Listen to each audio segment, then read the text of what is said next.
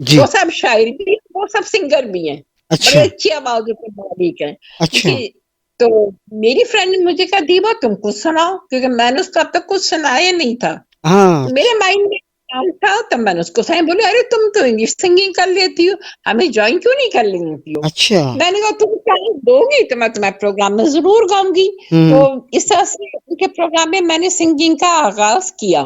اچھا اچھا کچھ نے پسند کیا تو لائک ڈس لائک دونوں ہی چلتی ہیں. ہوں تو مجھے عرفانہ نے ایک بات ضرور کہی، دیبا تمہاری جو وائس ہے انگلش سنگنگ کے لیے بہت سوٹیبل ہے اور تم اس کو کنٹینیو رکھو. اچھا اور اگر میں ذرا اپنے پاسٹ میں جاؤں تو جی میری جو انگلش کی ٹیچر تھی کلاس 6 میں، جی جب جی میں پرائمری کراس کر کے سیکنڈری میں آئی ہوں تو وہ خود بھی بہت شوقین تھی. جب اچھا ان کے پاس ٹائم بچتا تھا انٹرویل کے ٹائم میں وہ ہمیں بلوایا کرتی تھی اور وہ اپنے اسٹوڈینٹ سے سنگنگ سنا کرتی تھی. تو اچھا میری کوئی کلاس کر لو، اردو سنا رہی ہے، کوئی پنجابی سنا رہی ہے، ہوں میں نے انگلش سنگنگ ان کو سنائی. اچھا انہوں نے کہا دیبا اپنے شوق کو چھوڑنا نہیں، آپ ہوں بہت اچھی سنگنگ کرتی ہو، اس کو کنٹینیو رکھنا اور اچھا انگلش ہی میں کرنا. آپ کی وائس اردو سنگنگ پہ بالکل بھی نہیں چلے گی. تو اچھا پاس سے تو مجھے یوں آپ یہ کہنا چاہیے میں انکریج ہوئی. ہوں اور پھر جب میں نے اس فرینڈ سے فرینڈ شپ کی عرفانہ سے، ہوں مجھے یہاں سے موقع ملا، ان کے پروگرام میں میں نے گانا شروع کیا. اچھا اگر پھر at the same time P S C C یہاں پہ ایک بڑا اچھا سینٹر ہے، ہوں وہاں میں کسی کے ساتھ گئی تھی ایک لٹریچر پروگرام میں. اچھا تو وہاں گانے کے چانسز بھی دیے گئے. بھائی جس کو شوق ہے وہ آئے اسٹیج پہ، اوہ تو میں بھی چلی گئی. اب مجھے چانس ملا، میں نے وہاں پہ بھی سنایا. ہوں اچھا میں نے وہاں سنا لیا، سب لوگوں نے اپریشیٹ کیا، پبلک نے. اچھا پھر وہاں کے جو پریزیڈنٹ ہے مخدوم علی ریاض صاحب، انہوں نے کہا دیبا آپ ٹریننگ لے لو. اچھا جی ہاں پی ایس سی سی کو جوائن کیا. وہاں میرے جو ایک انگلش سنگنگ کے سر ہیں مسٹر ریحان، ہوں ان سے میں نے ٹریننگ بھی لی اچھا اور ان فیوچر بھی ان سے ٹریننگ لینی ہے تو انہوں نے بھی حوصلہ افزائی کی. تو اس طرح پھر میں نے انگلش سنگنگ کا آغاز کیا. آہا اچھا اچھا لیکن جی فرا مشکل لگی ہے کیونکہ اردو ہماری مادری زبان ہے اور انگریزی یقینی طور پر تھوڑی مشکل ہوتی ہوگی کیونکہ اردو میں اس کے سر تال کو سمجھنا نہایت مشکل ہوتا ہے. تو آپ نے انگریزی میں اس کے سر تال کو سمجھنا اور اس پر پھر اسے گانا یہ مشکل تھا یا آسان تھا آپ کے لیے؟ نہیں، میں آپ کو یہ کہوں گی آصف کہ ہماری اردو سنگنگ ڈیفیکلٹ ہے. اچھا صحیح اردو سنگنگ میں جتنے اپ ڈاؤن آپ کو ملیں گے نا، یہ جی آپ کو انگلش میں اتنے نہیں ملیں گے، کہیں کہیں ملیں گے.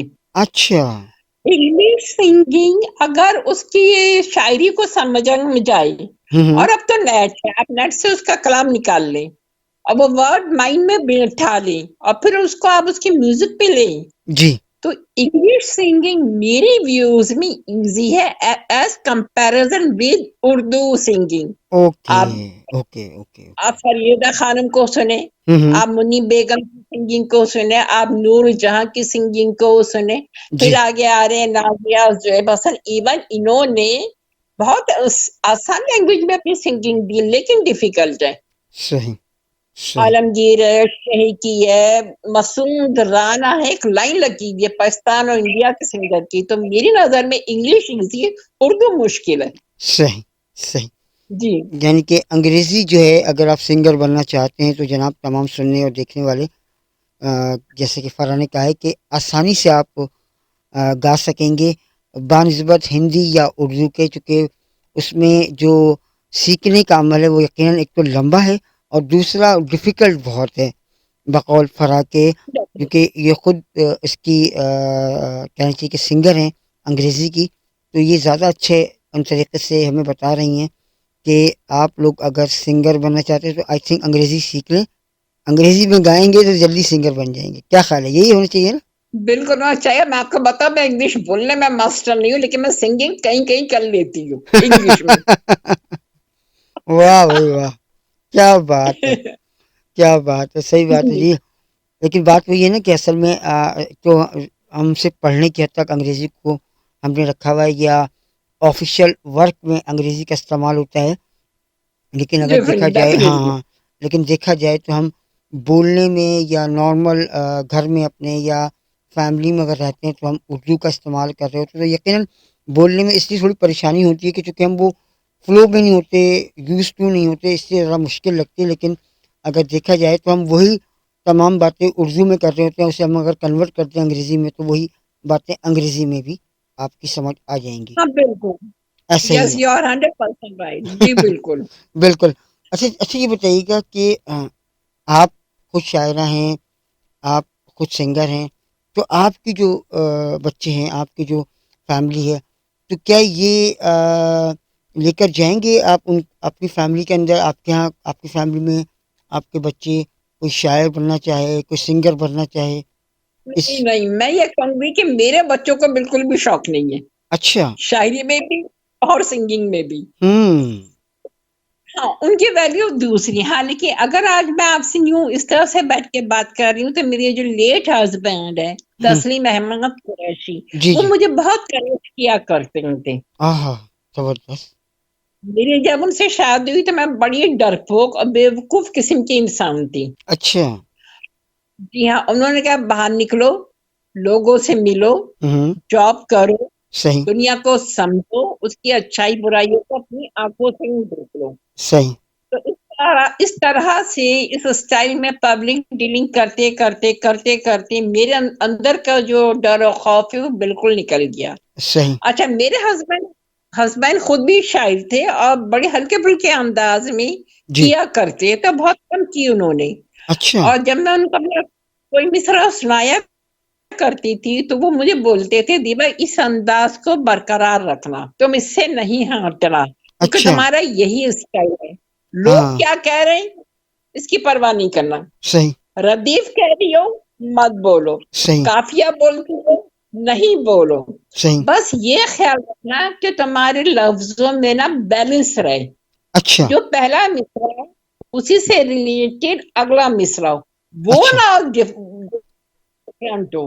اچھا. توازن کا خیال رکھنا، ردیف کافی کی پرواہ نہیں کرنا، جبکہ ہماری شاعری میں ردیف کافی کی بڑی امپورٹنس ہے. جی ہاں. لیکن میں نے ردیف کافیہ بھی کہا، بے شک کوشش کی میں نے ہوں. کہ اپنی کچھ نظموں میں ردیف کافیوں کو برقرار رکھوں، صحیح. لیکن توازن کا میں نے بہت خیال رکھا. ہوں. اور یہ چیز مجھے میرے ہسبینڈ سے ملی، انہوں نے اچھا. مجھے ہمیشہ انکریج کیا. جی زبردست. یعنی کہ آپ کے ہسبینڈ جو تھے وہ آپ کو بہت موٹیویٹ کرتے تھے، اور مین اگر بالکل دیکھا جائے تو ان کی موٹیویشن ہی آپ کو آج اس جگہ تک لے کر آ گئی ہے. ڈیفینیٹلی، اگر میں یہاں ہوں تو یہ ان کی وجہ سے ہوں، واہ. اپنی زبر. وجہ سے نہیں. جی بالکل بالکل. بالکل بالکل. اور یقیناً دیکھیں ہمیشہ زندگی میں اگر آپ کچھ کر رہے ہیں تو آپ کے ساتھ آپ کے دوست ہوتے ہیں، آپ کی فیملی ہوتی ہے، آپ کے ساتھ جو ہے آپ کے فیملی کے ممبرس ہوتے ہیں، بڑے بچے ہوتے ہیں. جب تک ان کی سپورٹ نہ ہو تب تک آپ شاید زندگی میں صحیح طریقے سے کامیاب نہیں ہو سکتے. یہ ضروری ہے. صحیح بات، بالکل مسٹ ہے. بالکل بالکل. اور جناب یہی آج کی ہماری گفتگو ہے